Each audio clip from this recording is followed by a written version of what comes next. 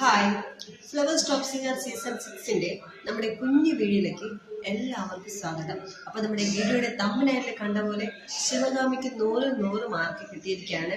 അപ്പൊ അടിപൊളി പാട്ടാണ് വേദിയിൽ വെച്ച് പാടിയത്. സ്വരകന്യകമാർ വീണ വീട്ടുകയായി സ്വരകന്യകമാർ ഭൂമിയിലേക്ക് അവതരിപ്പിച്ച പോലെ നമ്മുടെ ശിവഗാമി കുട്ടി പാടിയ പാട്ട് അത്രയും മനോഹരമായി.